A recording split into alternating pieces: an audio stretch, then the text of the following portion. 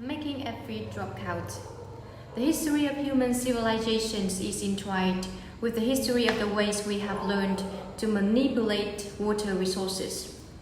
As towns gradually expanded, water have brought from increasingly remote sources, leading to sophisticated engineering efforts such as dams and aqueducts.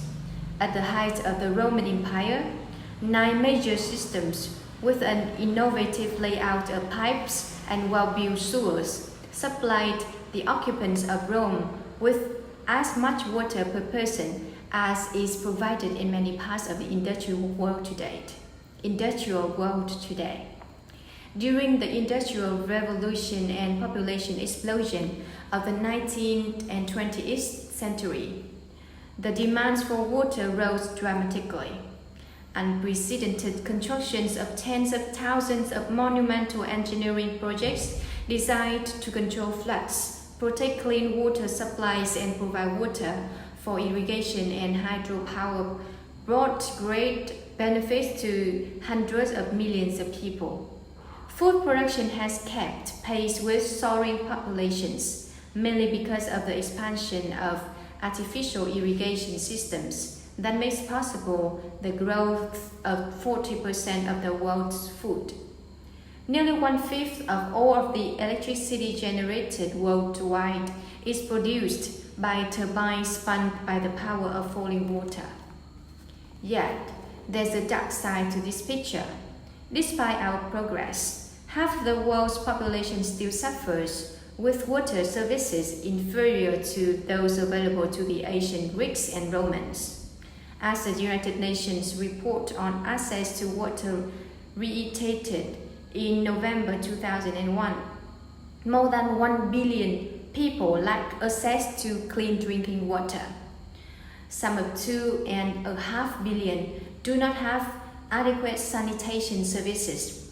Preventable water-related diseases kill an estimated 10,000 to 20,000 children every day, and the latest evidence suggests that we are falling behind in efforts to solve these problems. The consequences of our water policies extend beyond jeopardizing human health. Tens of millions of people have been forced to move from their homes, often with little warning or compensation, to make way for the reservoirs behind dams.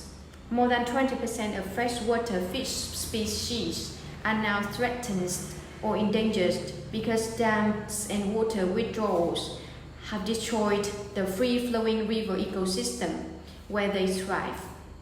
Certain irrigation practices degrade soil quality and reduce agricultural productivity.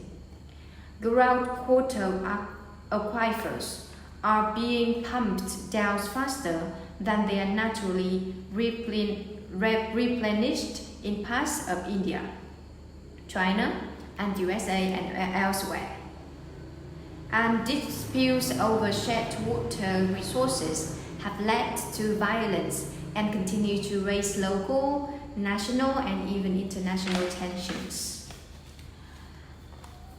At the outset of the new millennium, however, the way resource planners think about water is beginning to change. The focus is slowly shifting back to the provision of basic human and environmental needs as top priority. Ensuring some follow instead of more for some, some water experts are now demanding that existing infrastructure be used in smarter ways rather than building new facilities, which is increasingly considered the option of last, not first, resort.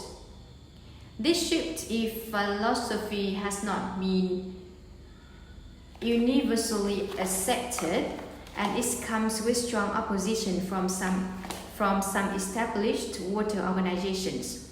Nevertheless, it may be the only way to address successfully the pressing problems of providing everyone with clean water to drink, adequate water to grow food, and a life free from preventable water-related illness. Fortunately and unexpectedly, the demand for water is not rising as rapidly as some predicted.